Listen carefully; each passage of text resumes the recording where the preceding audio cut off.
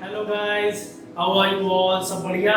तो इतने दिन से मैं लेक्चर का वीडियो जो है अपलोड कर नहीं पा रहा था। उसका रीज़न ये था कि फैमिली में कुछ प्रॉब्लम हो गई थी, कुछ पर्सनल रीजंस थे, तो उसकी वजह से मैं वीडियो नहीं बना पाया। बट आज मैंने स्टार्ट किया है। तो प्रीवियस लेक्चर्स में हमने ये बात की थी, क्लास 11 का मेरा लेक्चर होगा और ये मेरा तीसरा लेक्चर होगा चैप्टर जो है लॉज ऑफ मोशन के लिए। तो दूसरे लेक्चर में मैंने आप लोगों को ब्लॉक से रिलेटेड कुछ न्यूमेरिकल्स कराए थे जो डिपेंड करते हैं रिएक्शन पे, नॉर्मल रिएक्शन पे, ठीक है।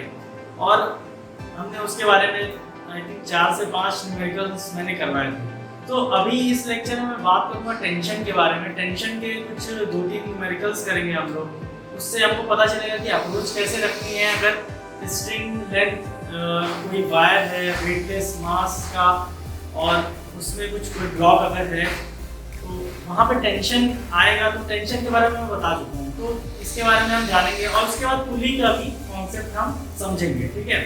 तो चलिए शुरू करते हैं। और आगे बढ़ने से पहले मैं ये आपको जरूर बता दूँ कि प्लीज़ मेरे पिछले लेक्चर को जरूर देखिए अगर आप चैनल पे नए हैं, और कॉपी, किताब और दिमाग तीनों को खोलिए और शुरू करिए, ठीक है।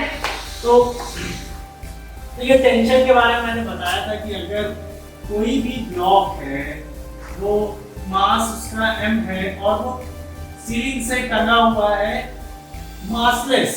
हम यहाँ पे जो थ्रेड लेते हैं, स्ट्रिंग लेते हैं, वो क्या होता है, मासलेस होता है। तो अगर उसका वो बना होता है तो यहाँ पे टेंशन का कॉन्सेप्ट बताया था जो क्या होता है, अवे फ्रॉम दैट ऑब्जेक्ट। जिस ऑब्जेक्ट जो ऑब्जेक्ट उस पर टंगा हुआ है सारे, तो वो टेंशन क्या करेगा, अवे जाएगा। इसके बारे में मैंने पूरा बता दिया है कि ये क्या करेगा, टेंशन इसको ऊपर की तरफ खींचेगा, कि इसको नीचे नहीं आने देगा, कहेगा तुम नीचे मत जाओ, ठीक है ना। लेकिन ये तो नीचे जाएगा, तो यहाँ पे इसका क्या हो जाएगा, mg। अब ये सिस्टम इक्विलिब्रियम में है। अब मैं बता दिया हूँ आपको, इक्विलिब्रियम का मतलब होता है सिस्टम क्या है, एक फिक्स पोजीशन पे है, उस पर फोर्स जो है, टोटल फोर्स जो है वो क्या लग रही है, 0। तो टोटल फोर्स 0 लग रही है क्योंकि ये मूव नहीं कर रहा है और एक्स्ट्रा फोर्स उस पर कुछ लग नहीं रही है। तो मैंने ये बताया था कि टेंशन बराबर mg, तो T बराबर mg हो जाएगा फॉर दिस मास m, ठीक है। तो इसी पे बेस्ड एक क्वेश्चन करते हैं, ठीक। तो ये हमारा क्वेश्चन है। क्वेश्चन ऐसा है कि दो मास रखे हुए हैं m1 और m2, उनके बीच में क्या स्ट्रिंग से बंधे हुए है ना, और फोर्स लगा रहे हैं, पुल कर रहे हैं, ठीक है। इस साइड से हम क्या कर रहे हैं, पुल कर रहे हैं, हम खींच रहे हैं। और ये जिन सरफेस पे है, ये सरफेस कैसे होनी चाहिए, आपके फ्रिक्शन लेस होनी चाहिए। फ्रिक्शन लेस मतलब स्मूथ सरफेस होनी चाहिए, ठीक है। तो अब इसके बारे में, इस क्वेश्चन को कैसे करेंगे, इसका अप्रोच आप देखिए।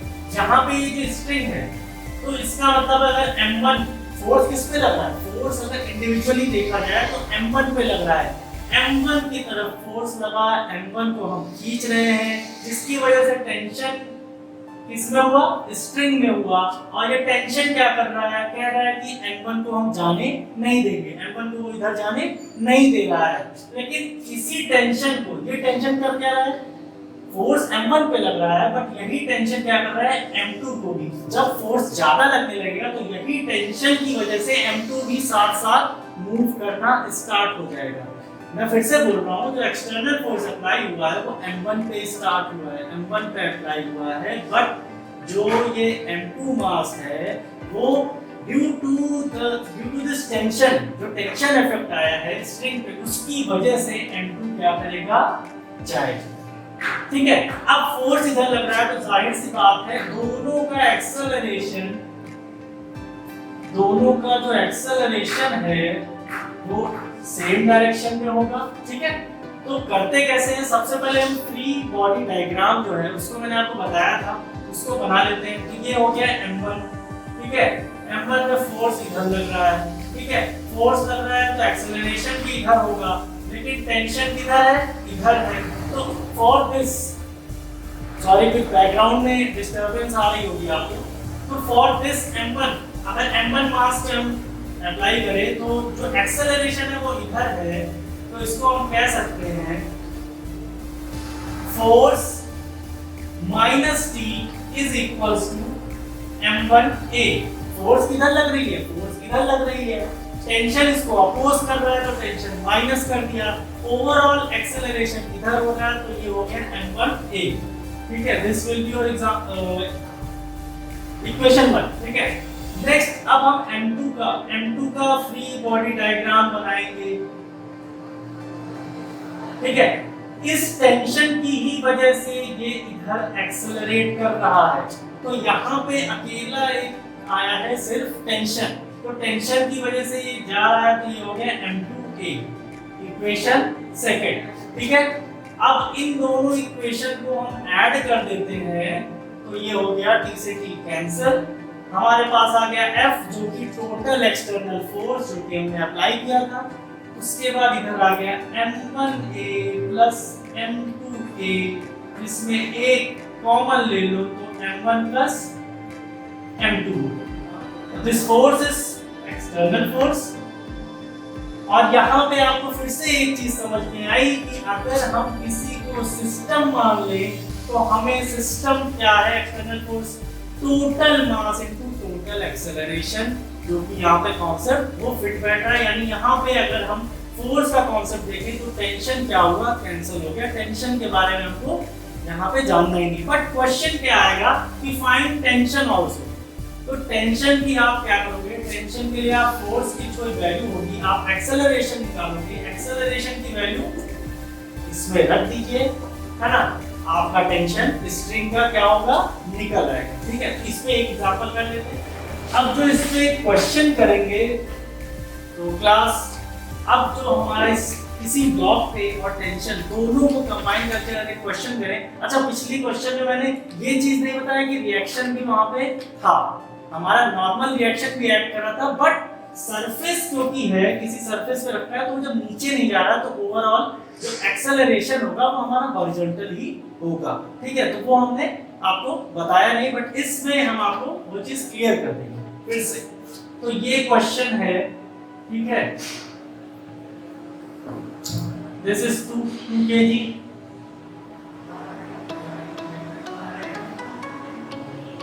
this is 6 kg, फोर्स लग रहा है 24 न्यूटन का इन दिस डायरेक्शन। ठीक है, और ये सरफेस जो है आपका वो कैसा होना चाहिए, फ्रिक्शनलेस। जब तक फ्रिक्शन नहीं दिया है या वहां फ्रिक्शन की बात नहीं हो रही, सिर्फ एक वर्ड सरफेस इज स्मूथ, ये लिखा है, इसका मतलब फ्रिक्शन नहीं।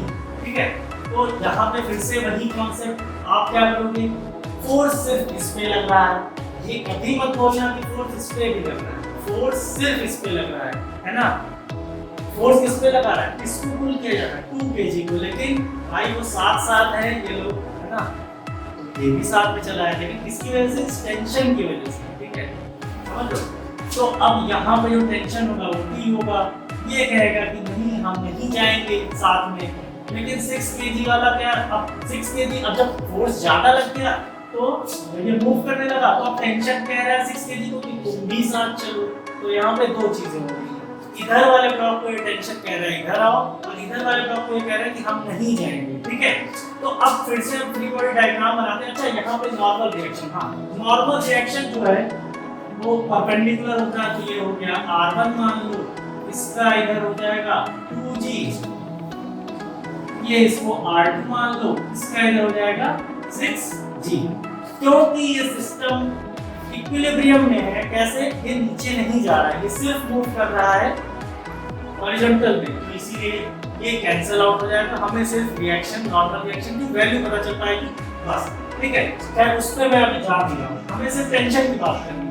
अब यहाँ पे free body diagram for this mass 2 kg, force लग रहा है इधर, ठीक है, एक्सेलरेशन भी किधर होगा, इधर ही होगा। ठीक है, टेंशन लग रहा है इधर, तो यहाँ पे जो ओवरऑल फोर्स इधर लग रहा है, टेंशन इधर लग रहा है, तो इसका जो इक्वेशन बनेगा वो क्या बनेगा, F minus T is equal to acceleration इधर हो रहा है तो क्या हो जाएगा, ma फॉर्मूला लगा दो तो m है 2 और a हो जाएगी। फोर्स कितना लगा है 24 newton, minus T is equal to 2 into a, this will be your equation 1 for this 2 kg mass। Now moving on to the 6 kg का हमने फ्री बॉडी डायग्राम बनाया, तो सिर्फ देख रहे हैं कि हमारा टेंशन ही है, ठीक है, और एक्सेलरेशन भी इधर ही हो रहा है, तो हमने देखा कि tension is equals to 6a। अच्छा, ये ऐसा ना समझो कि डायरेक्ट लिख दिया सर ने, मास इनटू एक्सेलरेशन होता है टोटल फोर्स का फॉर्मूला, तो वही चीज है मास इनटू एक्सेलरेशन, यहाँ भी मास इनटू एक्सेलरेशन। अब इन दोनों को ऐड कर दो तो क्या आ जाएगा, 24, t से t कट गया, ये आ गया 8a, acceleration is equals to 24/8।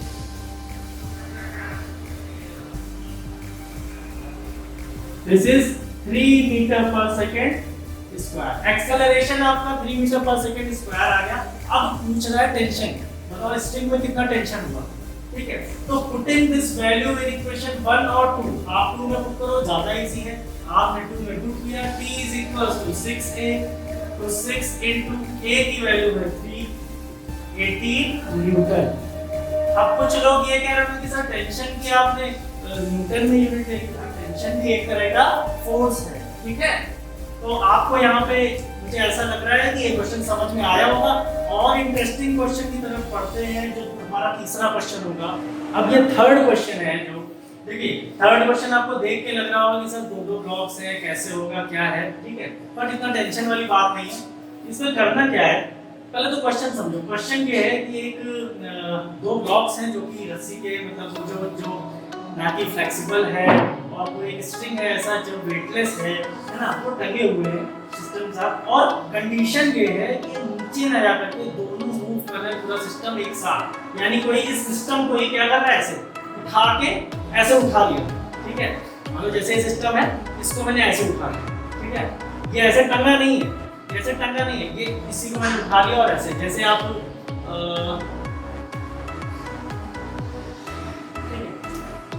ठीक है, इसको हमने ऐसे उठा लिया, या आप ऐसे कर लो कि जैसे बाल्टी उठाते, तो अगर बाल्टी को आप लटका दो तो फोर्स नीचे लग रहा है, लेकिन अब बाल्टी को हम ऊपर उठा रहे हैं, ठीक है, हम ऐसे नहीं आ रहे, हम ऊपर उठा रहे हैं, तो उसी तरीके से है ये, है ना। तो अब इसका एक्सेलरेशन दोनों का एक्सेलरेशन तो सेम होगा, है ना, ये तो गिवन ही है, और हमको निकालना है टेंशन। पहले तो ये जानो टेंशन कितने, मैंने कहा था स्ट्रिंग चेन तो टेंशन चाहिए।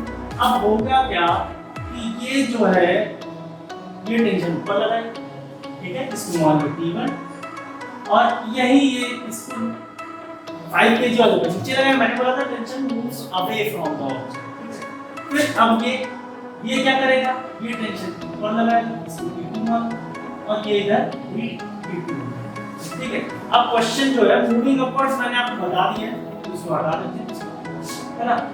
ऊपर की तरफ फोर्स करना है, इतना जानो, ओवरऑल फोर्स ऊपर की तरफ लग रहा है, यानी यहां से इसको पकड़ के ऊपर। अब हम सीधे कुछ नहीं, पहले हम आते हैं 3 kg। मेरी बात ध्यान दो, यहाँ पे आप 5 kg पे फोर्स लगा रहे हो, आप 5 kg वाले स्ट्रिंग को पकड़ रहे हो, तो फोर्स आप 5 kg पे लगा रहे हो, तो पहले 5 kg वाला हम, तो अब ये सिस्टम क्या कर रहा है, ये सिस्टम ऊपर जा रहा है, ठीक है, तो जाहिर सी बात है नीचे पहले इसका एफबीडी बनाओ 3 kg वाले का, तो नीचे क्या है 3g है, ऊपर क्या लग रहा है, ऊपर सिर्फ एक चीज है, क्या है T1, ठीक है, इसका एफबीडी ये बन गया। नेक्स्ट 5 kg का एफबीडी बनाओ, तो 5 kg पे देखो नीचे क्या है 5g, है ना।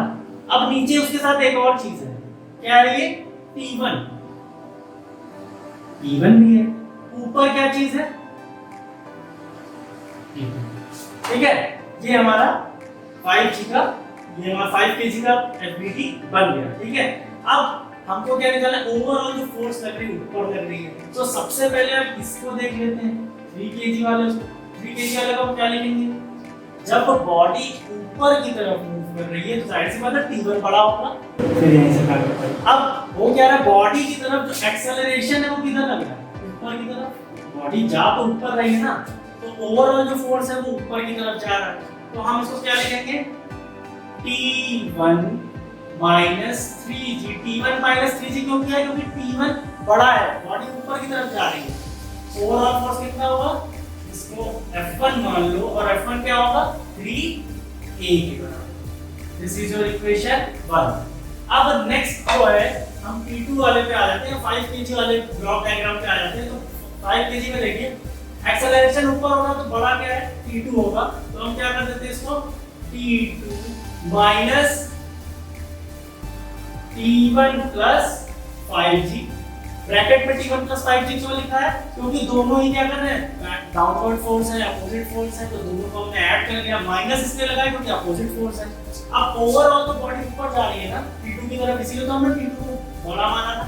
तो ये क्या हो जाएगा 5G। ठीक है, सेकंड वाले को हम थोड़ा सा, सॉरी 5G नहीं 5A। ठीक है, तो सेकंड वाले को हम थोड़ा सा इसको एक्सप्लोर करेंगे, एक्सपेंड करेंगे। तो ये हो जाएगा minus T1 minus 5G is equals to 5A। तो T2 minus T1 is equals to 5A plus 5G। This will be your equation second. ठीक है, अब दोनों इक्वेशन को देखो, फर्स्ट और सेकंड को देखो। फर्स्ट और सेकंड इक्वेशन को आप अगर ऐड करते हो तो T1 और T1 कट जाएगा। बहुत आराम से सोचो इसको। अगर मैं ये F1 छुपा लूं, क्या था equal to 3 T1 minus 3G is equal to 3A था। ठीक है, अब सेकंड इक्वेशन क्या था, T2 minus T1 is equal to 5A plus 5G। दोनों को ऐड करोगे, ये T1 माइनस में, ये T1 प्लस में कट गया, दोनों को ऐड किया, क्या आ गया इधर T2, है ना। और यहाँ क्या आ गया minus 3G is equal to, इधर क्या है 3A, यहाँ क्या है प्लस 5A प्लस 5G। ये इक्वेशन बनेगी। ठीक है, आप इसको ट्राई भी कर सकते हो करके।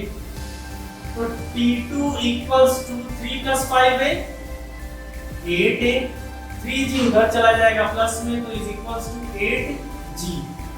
आप कह सकते हो 8 कॉमन ले लो, A प्लस G।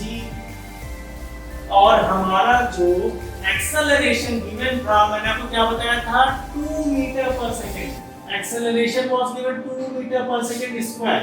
ठीक है, सिंस एक्सेलरेशन वाज गिवन, और G की वैल्यू आप 10 ले लो, पुट कर दो 2 plus 10, 8 into 12 is equals to 96 newton. तो ये T2 पे टेंशन लग रही है 96 न्यूटन की। एक बात मैं पहले से बता दूं, T2 की टेंशन ज्यादा रहेगी। क्यों?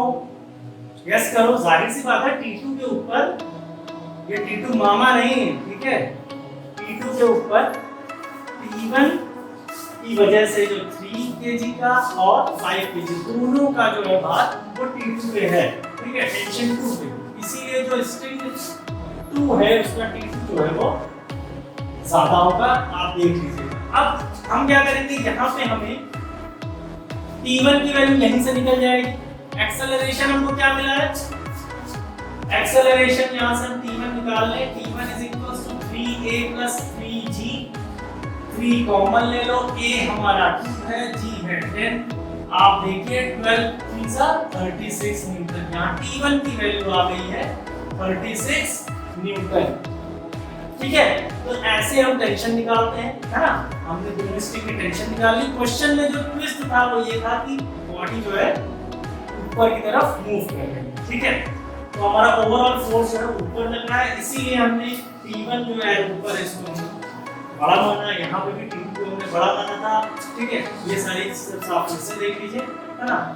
अब हम नेक्स्ट क्वेश्चन पे चलते हैं। ठीक है, तो ये हो गया हमारा क्वेश्चन। अब इसमें जो मेन चीज था वो समझने लायक था, 5 kg का free body diagram.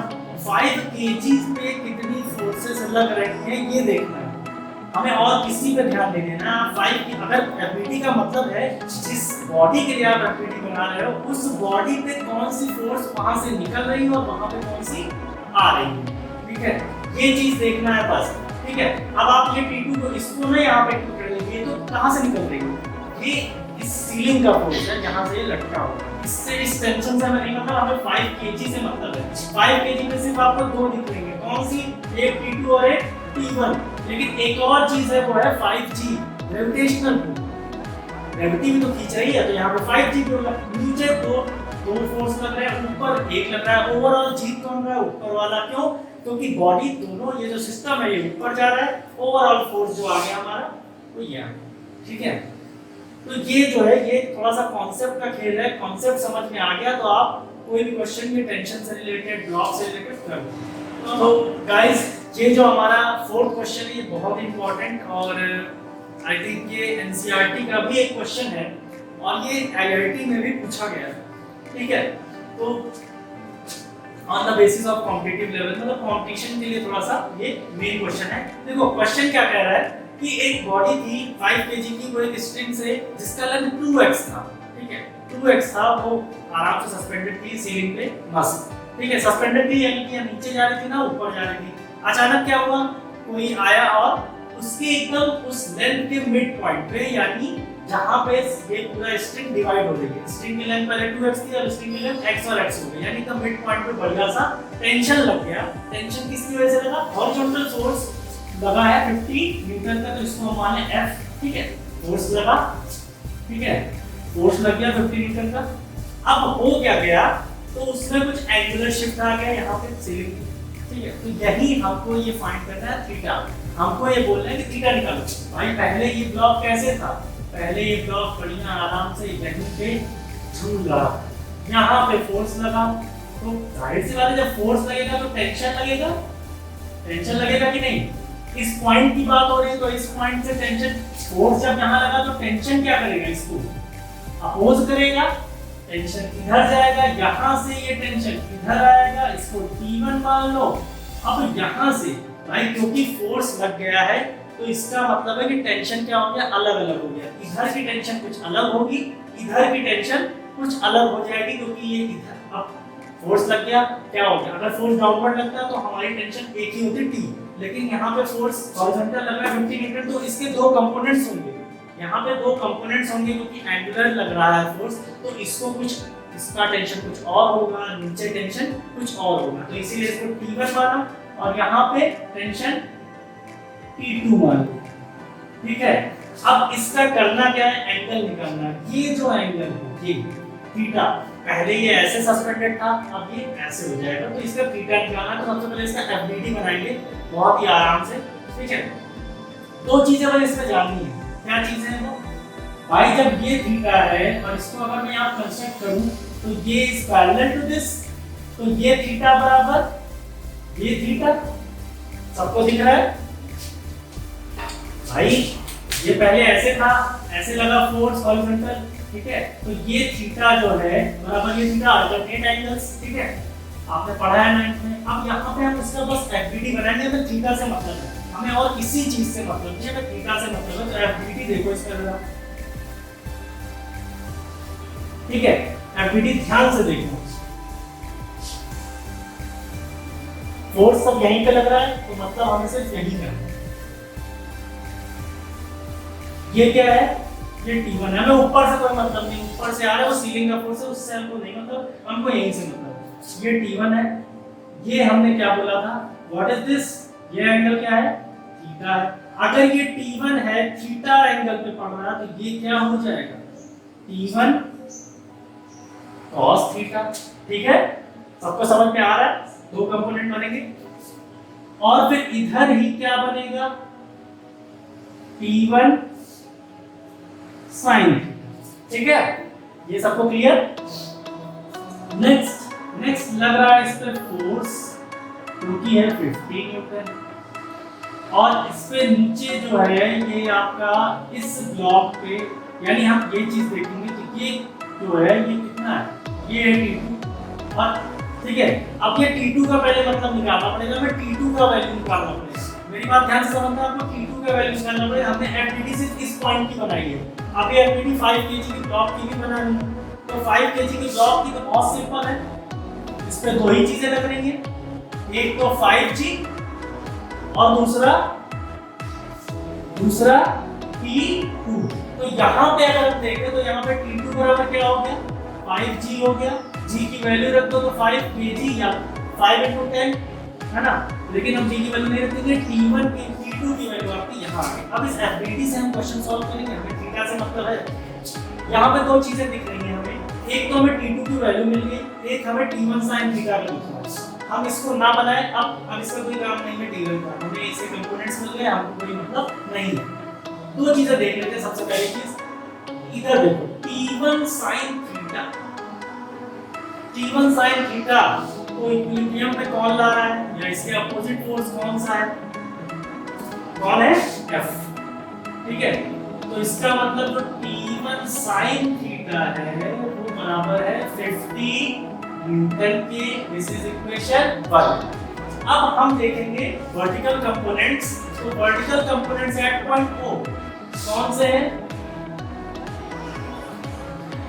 T1 cos theta is equals to T2, और अभी हमने T2 की वैल्यू निकाली थी, है ना? T2 की वैल्यू निकाली थी, तो T1 cos theta is equals to T2 और T2 की वैल्यू है 5G। ये हो गया सेकंड इक्वेशन। आई थिंक समझ में आ रहा है, ठीक है? अब इन दोनों इक्वेशन को देखो, हमको भाई जाहिर सी बात है हमको यार T1 और T2 नहीं निकालना, हमें निकालना है क्या? हमें निकालना थीटा। तो थीटा निकालने के लिए क्या करते हैं? दोनों इक्वेशन को डिवाइड कर दो। Dividing equation 1 and equation 2, divide कर दिया तो T1 sin theta upon T1 cos theta is equals to 50 upon 5G। अब G की वैल्यू रख दो, आप G की वैल्यू रख दो, G की वैल्यू रख दो 10, तो ये भी आ गया 50/50। तो T1 से T1 कटा, sin बाई cos आ गया tan theta is equals to 1, ये काट दो 1, तो थीटा बराबर tan इनवर्स 1, है ना? tan इनवर्स 1 की वैल्यू क्या होती है? tan इनवर्स 45, यानी tan इनवर्स 1 की वैल्यू होती है थीटा 45 पे, यानी tan की वैल्यू 1 कब होती है? 45 पे, तो थीटा की वैल्यू आ गई आपकी 45 डिग्री। क्वेश्चन ये आ चुका है, और क्वेश्चन जो है ये बहुत ही कॉन्सेप्चुअल है, बस ज्यादा नहीं, आपको कंपोनेंट्स निकालने और कंपोनेंट्स निकालना बता दिया है, रेजोल्यूशन आपको पता है, कोई प्रॉब्लम नहीं। एक क्वेश्चन सोच रहा हूँ आपको और करा दूं तो थोड़ा सा और बढ़िया है, बहुत इंटरेस्टिंग है। अगर आप आखिरी तक वीडियो देख रहे हो तो इस क्वेश्चन के लिए रुक जाओ, बहुत ही अच्छा क्वेश्चन। तो बच्चों ये जो है बहुत बढ़िया और इंटरेस्टिंग क्वेश्चन आपके सामने मैं लेके आ गया हूँ। Fact fetch Shubham Vajpayee sir, ठीक है? और ये क्वेश्चन इतना बढ़िया है कि आपको ये समझ में आ जाएगा, इसका मतलब आपको पिछला सब समझ में आ गया है, और आगे के भी कई क्वेश्चंस आपको समझने में ज्यादा दिक्कत नहीं होगी। वीडियो लास्ट तक देखने वालों से यही कह रहा हूँ कि प्लीज बस वीडियो के साथ बने रहिए। ये लास्ट क्वेश्चन है, बहुत ही बढ़िया, सॉल्व मजा आएगा। तो यहाँ पे देखिए क्वेश्चन इस तरह का है कि आपको ब्लॉक ए का वेट दिया है 100 न्यूटन, और ये ब्लॉक ए जो है स्ट्रिंग से थ्रू पुली जो कि फ्रिक्शनलेस होती है, मासलेस स्ट्रिंग, ये ब्लॉक बी पे यहाँ बन गया है, और ये इंक्लाइंड है ब्लॉक ए किस पे? 30 डिग्री पे, एक प्लेन पे। तो सबसे पहली चीज हम इसकी एफबीडी बनाएंगे। अच्छा, एफबीडी बनाने से पहले ये बता दूं कि आपको ब्लॉक ए का वेट दिया है। आपको पता है ब्लॉक ए का मास m होता है, ग्रेविटी नीचे गिरती तब तो वेट आता है, तो वेट बराबर mg। ये कितने का है? 100 न्यूटन। इतना याद रखिएगा। अब एफबीडी पे आते हैं फॉर ऑब्जेक्ट ए या ब्लॉक ए। जाहिर सी बात है ये क्या होगा? 100 न्यूटन। अच्छा, यहाँ पे देखो इस एंगल पे है, तो एंगल पे जो रिएक्शन होता है हमने क्या बताया था, वो नॉर्मल टू द कांटेक्ट होता है। कांटेक्ट जैसे भी करें, अगर ऐसा है कांटेक्ट ये है तो नॉर्मल ये होगा, है ना? तो यहाँ पे भी वही चीज है, अगर कांटेक्ट ऐसे है तो नॉर्मल होगा नीचे और इसी में ऊपर। तो यहाँ पे इसी की एफबीडी हम बना दे तो ये हो जाएगा, ठीक है? और ऊपर हो गया हमारा रिएक्शन, और ये जो है ये थीटा हो गया प्यारा सा। हमने थीटा के बारे में आपको बताया था कैसे यहाँ पे theta is equal to 30 degree आ जाएगा, और ये थीटा किसके बराबर है? 30 डिग्री। अच्छा, ये क्या होगा? ये एक्सिस पूरी थीटा के साथ है तो वो हो जाएगी 100 cos थीटा। अब इसके एक और कंपोनेंट होगा जो कि इस डायरेक्शन में होगा, जो कि 100 sin थीटा के होगा। अच्छा, इधर इस ब्लॉक को समझो, ये क्या कह रहा है? हम इधर नहीं जाएंगे, टेंशन कह रहा है इसका, है ना? बी पे टेंशन लग रहा है, तो ये बी को कह रहा है कि हम नीचे नहीं जाएंगे। तो जाहिर सी बात है हमको टेंशन पता चल जाएगी, हमको पता चल जाएगा सिस्टम इक्विलिब्रियम में कैसे होगा। कैसे होगा भाई? जाहिर सी बात है ये जो mg sin थीटा जो ये है, ये किसके बराबर है? ये है t के बराबर। यही t same tension same string किसमें जा रहा है? b पे, और b नीचे जाना चाहता है किसपे? मान लो मास इसका m, तो टेंशन यहाँ पे भी t बराबर फॉर ब्लॉक ए हम बनाते हैं, तो ये t है और ये है इसका mg। तो for block A tension is equal to mg, क्योंकि सिस्टम इक्विलिब्रियम में होना चाहिए, और यही टेंशन किसके बराबर है? 100 sin थीटा देगी। तो जाहिर सी बात है अगर टेंशन निकल गया तो हमको पता चल जाएगा कि सिस्टम इक्विलिब्रियम पे है। यानी अगर हम टेंशन निकाल लेते हैं तो टेंशन ही वो चीज होगी जो इसको इक्विलिब्रियम पे रखते हैं। तो हम आ जाते हैं 100 sin theta is equals to t। इस t का कोई काम नहीं है, t इज इक्वल्स टू mg जो फॉर ब्लॉक b था। क्यों? क्योंकि यही t सेम है ना ये वाला, तो हम बस टेंशन निकाल लें, हमको पता चल जाएगा वेट क्या है। तो taking this equation 100 into sin 30 degree theta है, t हमारा आ जाएगा यहाँ से 100 into sin 30 की value 1/2, this is equals to 50 newton. Tension आ गया, स्ट्रिंग का 50 न्यूटन, यही t यहाँ पे mg जो कि वेट ऑफ द ब्लॉक होता है। तो वेट ऑफ द ब्लॉक आपका जो b है, वेट ऑफ ब्लॉक b ये भी हो जाएगा 50 न्यूटन। और क्वेश्चन यही था कि ब्लॉक b का वेट कितना होना चाहिए कि सिस्टम इक्विलिब्रियम में रहे, तो आपका आंसर आ गया 50 न्यूटन। बहुत ही आसानी से और बहुत ही बढ़िया से, ठीक है।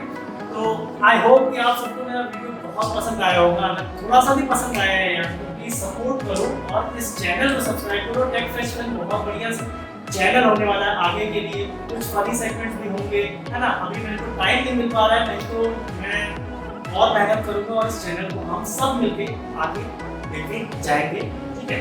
फिर मिलते हैं नेक्स्ट वीडियो में, और नेक्स्ट वीडियो में मैं आपको प्ली के बारे में बताऊंगा जो कि मोस्ट प्रोबेबली कल आने वाली है। तो प्लीज वेट करिएगा कल के वीडियो के लिए। तब तक के लिए जय हिंद, bye, take care, thank you.